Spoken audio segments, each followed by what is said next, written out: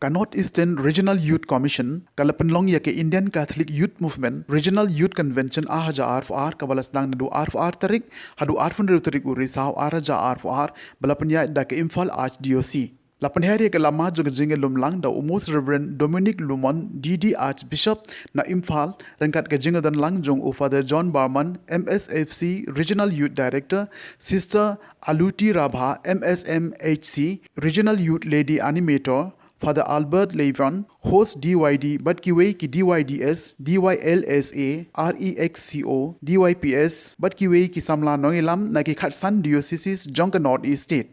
Hadin ke jikpan hari ya kalama kaladon kamas bakhoj balapanya da Reverend Dominic Lomon Archbishop Jonka Imphal Batkiwe ki Lendonyam na kiwe ki Diocese Jonka North Eastern Region. Lingba ki program tinrai la play ke jingalang hakaba u Ramging Ning Muiva MLA Jonka Saupusau u Krul Constituency Manipur ulalong u Kongsan but ulet khojin hokep additional secretary ulalongkom usambot Kongsan hakete gesngi ya kete ke jingrakhe la pin itnat ru de ke jing sha tinrai but ke jingroi basngau tinat na ki we ki ken hon jong ke jila chate la mengi. Alcoholism, anxiety, depression, many more. And you yourselves are aware of these things. For a moment, you feel maybe happy in a different world. Now people think that that gives me joy and happiness. I go there. But what happens once I go there? When I return, am I happy? Am I joyful?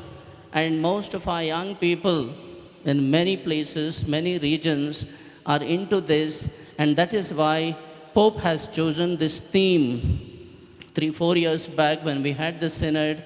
Christ is alive. He's not dead. I say this with a lot of sincerity, and I say this with a lot of gratitude to Sir Ramuiva and Sir Letkogen. We will continue to support you in whatever you do. We assure you of our prayers, and we assure you of our very presence in your life.